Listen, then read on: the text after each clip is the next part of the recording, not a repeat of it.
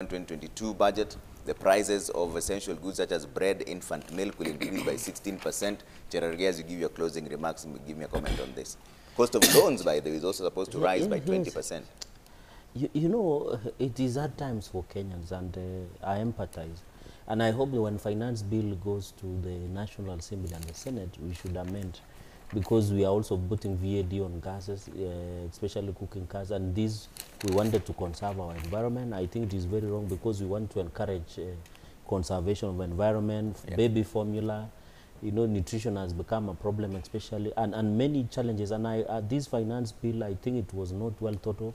I know the KRA would want to squeeze all of us to get more taxes. And I want to warn Kenya, and I say on the floor of the House, and you covered, is that even as we celebrate that we have passed BBI, the burden of running an expanded parliament, expanded executive, demands to run the government of the day and service and delivery will go up. And therefore, and you know, the problem is, somebody said in a forum there where I was, this is not like Saudi Arabia, where you will go and mine oil and sell and make money. Yeah. The money that will be run in many issues that the government has, infrastructure, public debt, it's approaching 7 trillion. Yeah. And you know, I suspect in the next few months that the National Treasury might want to rise to the 12 trillion. We have a deficit of the budget that we are facing. So I hope when it comes to Parliament, we will try and amend, and I hope we will lobby our colleagues. And I'm happy my brother Atandi has alluded that we need to discuss economic recovery under COVID, the issues of taxation, the issues of funding budget. And I think it is unfair to overtax Kenyans who are already, you know, Kenya is technically on recession, and I think it is very sad. But I want to tell Kenyans there is hope. Going into 2022, as President William Ruto comes in, and God willing, and in the permission of God and people, we are going to use bottom-up approach economics to ensure we fix this economy. Finally, allow me, because this has been very important. When I was the chair, JLAC, there was a petition by Kenya School of Law, people that have been uncomfortable. I'm happy that the cabinet has approved changes to amendment to Kenya School of Law Act. And many colleagues we were in Kenya School of Law have been working, and even here know people who have been frustrated by Kenya School of Law. I'm happy that the cabinet has approved amendment to Kenya School of Law Act of 2012 that now allows other universities and private entities to offer advocates training program. I am aware of even parents who worked in my office then when I was the chair. I was even with a colleague yesterday in my office. There, if you have, even media have run these stories where people have been frustrated in Kenya School of Law until they commit suicide. So I am happy that we need reforms at Kenya School of Law. I hope when that it comes through the floor of the House and Parliament, we need to reform Kenya School of Law. We need to fix it, and we need to ensure that the advocate training program should be more practical than theory, and ensure young people don't go through stress, especially when they are training through the. So I want to be happy that to the parents and trainees of Kenya School of Law, that now the reforms are come. And you remember, Trevor, before you cut me short, because I know in the interest of time, there was mass failure sometimes back, and we have covered. I hope this task force that was formed will reform the Kenya School of Law, and we'll look into the better. So I thank you and wish our brothers all the best. Eid Mubarak. From Nandi County and across the country, and wish them during this, and we hope to get invitations for the Sheres. All right, Atandi, closing remarks. Thank you, Trevor. Finance bill should be amended. Let me talk briefly on the finance bill. And Trevor, I think I've sat in the finance committee since I joined Parliament. I think I left last year. Trevor, the problem we have is what I call tax administration. It's not to do with these taxes that we are talking about. When COVID happened, we introduced tax measures which were aimed at cushioning Kenyans against the impact of COVID. Unfortunately, the benefits were not really cascaded to the common wananchi. Like when we decided to cut income tax and VAT for corporates, we thought the corporates would not lay off workers. Immediately we gave them this privilege. They immediately went on and laid off workers. So I think the problem we have really is tax administration, which we need to find a way as a government. Government needs to find a way of addressing tax administration. Things like, removing, zero rating of bread. Bread has been zero rated over the years. But you see, this is really an opportunity for these manufacturers to go in government and claim, tax expenditures. So we are having a situation where in a financial year, the government has to release a lot of money to these companies, these manufacturers. So I think this is really what this finance bill is trying to address. Yeah. And I think that if we are careful and serious about tax administration, there should never be, an increase in the prices of these products, even after these laws even after we remove the rating of VAT on this product. Okay. So I think KRA needs to, and we have spoken to them, we have told them to really enhance their tax administration on these companies, so that some of these benefits, really the Kenyans really get to enjoy them. Okay. And I think we shouldn't see these prices going up. Secondly, I want to talk about floods. Trevor, my constituency regularly gets affected with these floods, and we have written to government to, immediately come up and begin to address some of these challenges. We don't want to see government waiting for these floods to create havoc before they can come up. We have given them a budget. There's a budget line for disaster, and they should not wait for disasters to happen before they can come up and address the situations on the ground. We have problems in Nyando, we have problems in Alego, Usonga ward, part of my constituency. The floods are, people are being removed from their homes, and I want to see the Ministry of Interior, rising up and addressing these challenges before loss of lives. And lastly, Kenya is a beautiful country. Kenya is a great country. We want to plead with Kenyans to embrace peace.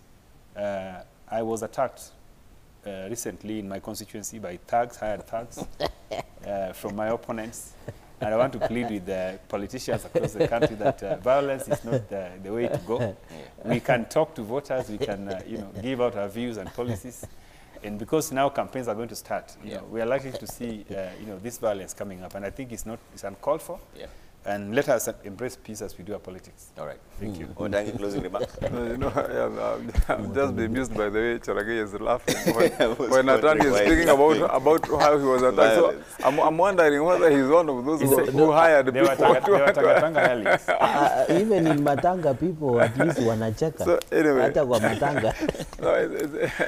It's okay. I know you two are far away. I mean, constituency-wise. So at least Cherargei thugs cannot arrive in your place so quickly. No, anyway, Trevor, I want to direct my final comments on what you said about the state of our economy and looking forward. What would we be saying to the people of this country, given how our people are feeling right now? And we are fully aware, Trevor, that it bites deep right now for our people. It's hard. It's very, very hard for our people. And we cannot pretend that there is any Kenyan anywhere at any level who is enjoying what is happening today economically, because we've been on a downward trend, and not only in Kenya but globally. And what we would be saying to Kenyans this morning is that I believe we have to take responsibility as leaders for what is happening. And the way we would take responsibility is to, besides talking and preaching hope, being practical in what we are going to do immediately when we have dealt with the immediate danger of COVID. Yeah. That indeed it must be practicable, well, clear policy on how are we going to implement and what is it we are going to implement in terms of revitalizing the economy. Yeah. Ensuring that we reawaken businesses that have closed down, that in sectors of SMEs, small-scale businesses, that there should be intentional injection of capital to make sure that people are back to their small businesses. Ensure that employment starts to happen, because so many people have lost their jobs. Indeed, I would dare say that I would challenge the finance department of this country, the Minister of Finance and the CS Finance, plus planning, so that they would need to sit down and ask ourselves, for example, how many hotels have closed down this season? How many workers are out of work? So what is it that we would do as an incentive to make sure that those businesses are back to where they were before, so that our people can find jobs again?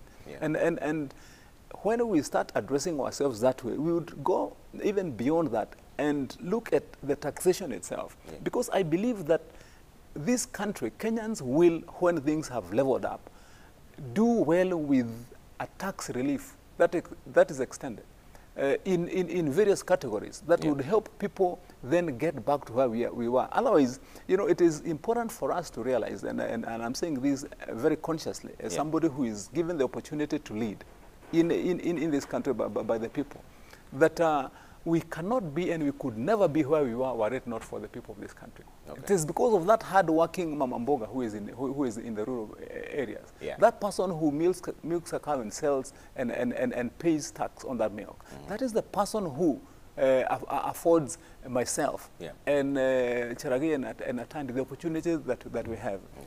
And so what we would be thinking to ourselves is, what are we going to do to make sure that that person is back to where we were? Otherwise, we'll be regretting and crying in a short while. So I believe forward-looking, we have to rethink and overhaul and reposition so that our people can be back economically. Okay, Governor Mutua, and I would also like you to talk about the floods issue. I see some of the pictures also you're being tagged there, some of the places that are flooded. It's all over the country, including some of them in your county as well. Talk about the new tax measures. I think the mistake that we make all the time is taxing the few. And we believe that we have to overtax the few who are out there. As a country, we need to think about broadening the base. It's just about wealth just being of a few people. It's about broadening the base. We need to have a system where we get development to go everywhere so that we can have lower taxes among our people, but to collect more. It's a model I saw working very well in the United Arab Emirates. I lived in Dubai for a while. And I saw in Dubai, income tax is non-existent. Business tax is about 5%. Here it's 30%. Why? Because they believe that tax people very little, but then encourage them to open more businesses. Let's encourage manufacturing. Let's remove the bureaucracy so that people can move, so that you broaden the base. And that is the kind of ideology that we have in Mandelo Chap, whereby instead of just concentrating on just one or two people, you concentrate on many people, kidogo kidogo, hujaza kibaba. Then people don't feel the pain, and you still collect even much more money in government. It is important also to know that the problem we have in this country, and I agree with Senator Matangi, people are feeling the pinch, is because of our democracy, of our bureaucracy. We are very slow in the way we do things. The other day when President Suluhu was here, there was a forum of business community from Tanzania who expressed their frustration in actually just starting a business in Kenya. It's impossible. You know, it is frustrating. The bribes, the bureaucracy is slow. And that is what makes our people poor. You cannot grow jobs. You can't get factories set up. Our young people are educated. They're at home with no jobs. So there has to be a shift in the way things are done. And what does Kenya, you know, we've got nice things to talk about Kenya. Yes, there are floods happening out there. And it's quite unfortunate that the blessings have also come with floods. This is everywhere. I've seen people tagging me about this road. And this is where BBI comes in. BBI is going to give us 35%. My hands are tied most of the time because I've got places in Ukondidhini, Masinga, where people are carrying bodies, you know, on their shoulders, coffins, because roads, there's no access. I don't have the money to actually do this work. As a, you know, I have to pay health workers. I have to provide medicine. You know, my pocket is so little compared to the need that we need. That is why we need more money coming into the counties, so that now I can be able to sort out these problems without people thinking, you know, people just think that they are the only ones suffering. Na ni kwao tu kuna shida kwa sababu wako na gari. Kuna wengine wana gari na wako na shida pia, they cannot cross that river. I'd like to serve my people, but my hands are tied in terms of resources. And lastly, I had Senator Cherargei talk about other people who will be president and everything. We need to ask ourselves, you know, only God knows who will be president. Amen. But also, what are the terms of reference for the next president of Kenya?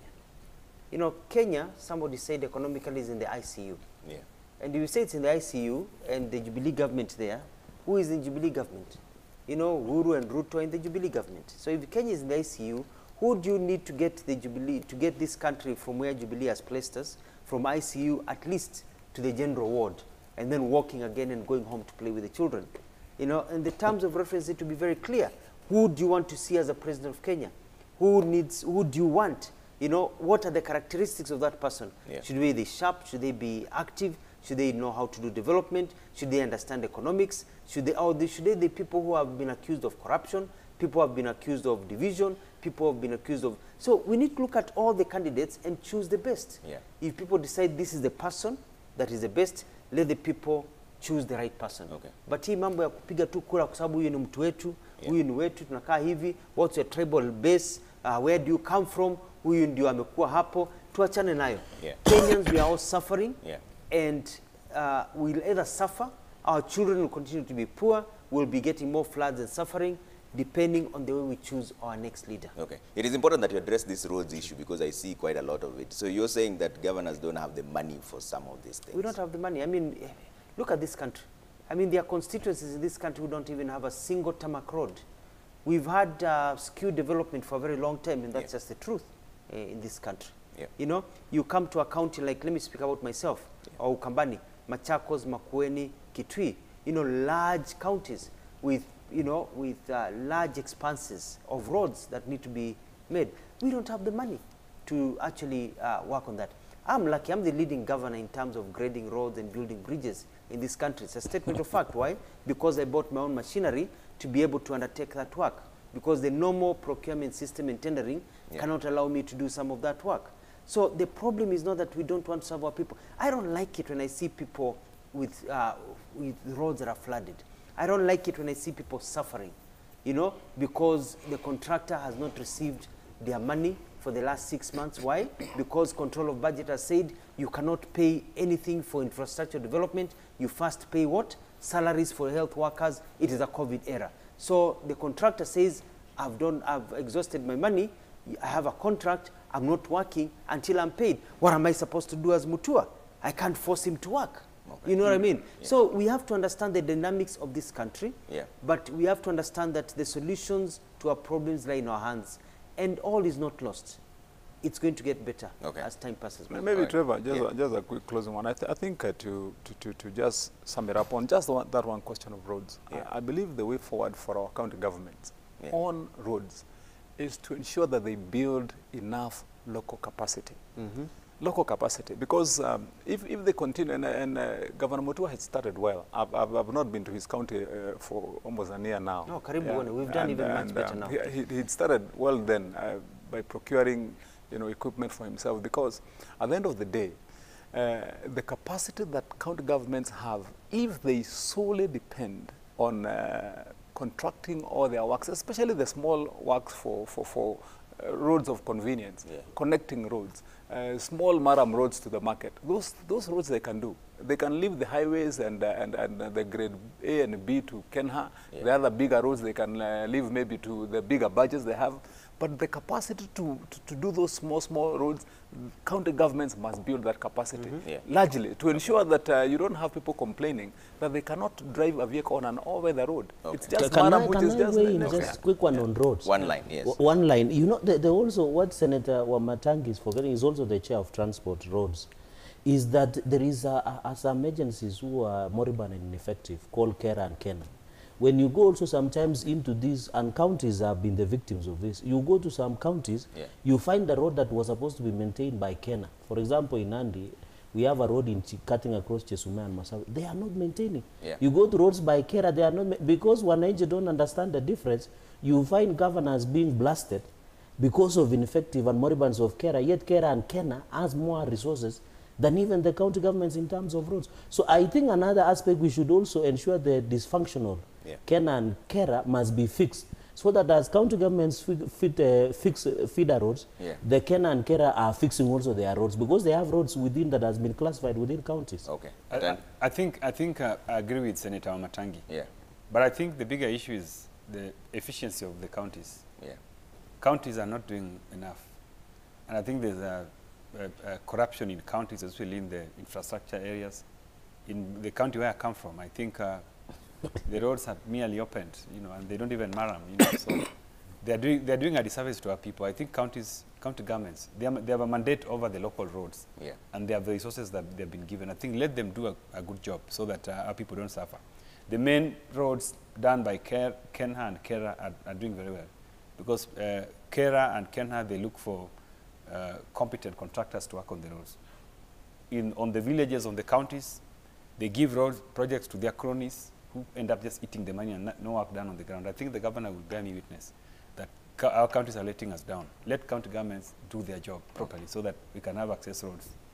properly We'll done. keep having this back and But forth you because know- now you're the only governor here that you have to you know, respond. MPs also are part of the If I people. can respond. Yes. I think that's personal to you. Kera. Unajua tulikuwa tunaambiwa that's Yes, personal. Kera. That 22%. is, Kera's done a good job. that is an Yeah, experience no, personal to you. 22%. Yes. Go ahead, Mutua. Yeah, that is an experience personal to you. You know, Yeah. county governments have revolutionized this country. Yeah. And truth be told, if you try to remove devolution today, there will be a revolution, mostly because of infrastructure. We've been able to do a lot as governors with the little resources we have. We've not been able to do well as we would have wanted to because of the challenges of finance and others. And also, I don't disagree that there's been some corruption in some county governments, whereby there's been really misappropriation of funds or even high costs. For me, I don't believe in very high costs of building things. You know, keep the cost low, build it at a very low cost, at a very good quality, so you have more money to spread around. But some people have very expensive projects so that money can be shared among them, which is wrong, and that's where people get shafted. But you cannot blame county governments and county governors. We've worked, and we've changed this country. All right. Let's bring up the feedback as we wind up on this and see what you're saying online before we cross over to the Eid celebrations in just a bit, and then go on to also have Willis Raburu in just a bit. George, is just George Ondieki. Senator Cherargei is being economical with the truth. Senator Mwaura was nominated by a party whose position is no longer tenable to him. Why fight to be in a party he does not subscribe to? Jubilee Party is not fighting Mwaura, it's only enforcing discipline. Okay. Kiprono Abraham says now Jubilee Party priorities are BBI, removal of members from committees and harassing nominated members and removing some of them. This is an ideology espoused by Jubilee Party, a ruling party. And Ngashe Salim says the forces behind BBI are so strong that it's futile for the DP to continue in his ways. The recent numbers clearly prove that he's exposed. It's said that if you can't beat them, just join them. Duchess La Kenya says, I still ask myself, do we need a waste of funds on a referendum at the expense of Wanjiku? VAT is killing us slowly. When will these legislators wake up? This country should be disbanded. Sadiq Kenan says, if Cherargei words are true, then it's unfortunate and irresponsible for the DP not taking a clear position on BBI, which is such a gigantum national discourse, and show a clear direction to his followers and the country at large. How will he make difficult decisions in the future? All right, that's where I leave it for now. Honorable Samson Cherargei, Senator Funandi, Dr. Kimani Wamatangi, Kiambu Senator and Majority Whip, Dr. Alfred Mutua, Governor for Machakos, and Honorable Samuel Atandi and Lego Songa, Member of Parliament. Thank you so much for making time for Daybreak and State of the Nation. Let's do this again next week. For now, let's cross over to the Eid celebrations, right? Is that at the Jamia Mosque where Faisal is standing by? It's a celebration now, but it's in Kilimani. Let's show